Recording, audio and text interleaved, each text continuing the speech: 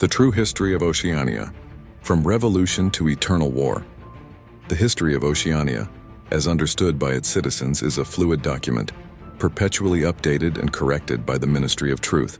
However, by piecing together the novel's fragments and understanding the party's motives, we can reconstruct a probable chronology. The pre-revolutionary world and the chaos. The world of the early 20th century continued on a path of industrialization and nationalism, leading to the catastrophic atomic wars of the 1950s. The specific nations involved are unclear. The party claims it was fought by the early capitalist empires against the first socialist states. But the result was the devastation of vast swathes of the globe, particularly Europe and parts of Western North America. Old societal structures crumbled, economies collapsed, governments lost control, and populations were plunged into poverty and anarchy. It was from this chaos that the new power structure began to emerge. A new ideology, called INGSOC, English Socialism, was formulated by a shadowy group of intellectuals and party organizers. Its promise was not liberty or prosperity, but order, stability, and collective strength. The revolution and the consolidation. The revolution was not a popular uprising, but a swift, calculated coup d'etat by the emerging party elite.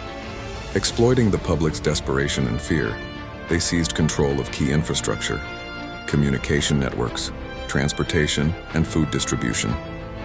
The subjugation of the Americas. The party, based in London, first consolidated power in the British Isles. Using a combination of propaganda, ruthless secret police, which would become the thought police, and the promise of security, they expanded their control across the Atlantic. The weakened United States, fractured by internal strife and the aftermath of the wars, was systematically absorbed.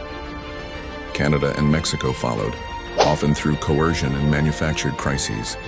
This new superstate was christened Oceania, the purge of the old world. All remnants of the old order were systematically eradicated. Books were burned, historical records were seized, and any opposition, be it political, intellectual, or simply those loyal to the old ways, was liquidated in the Great Purges. The party eliminated not just its enemies, but the very concept of the past. The rise of Big Brother. As the party solidified its control, it created a figurehead, Big Brother. He was likely a composite symbol, a personification of the party itself, omniscient, infallible, and paternal. His image became the ultimate tool of control, a focus for love, fear, and loyalty. The eternal war and the party's true purpose. With absolute internal control achieved, the party faced a new problem: how to maintain its power indefinitely. The principles of INGSOC revealed the answer: a state of perpetual limited war. The creation of Eurasia and Eastasia. It is highly probable that the other two superstates, Eurasia and Eastasia, arose in a similar fashion from the ashes of Europe and Russia and Eastasia, respectively. The world was deliberately divided into three constantly shifting spheres of influence. The war's true function. The war is not fought for victory. Victory is impossible and, from the party's perspective, undesirable. Its real purposes are: 1. To consume surplus resources.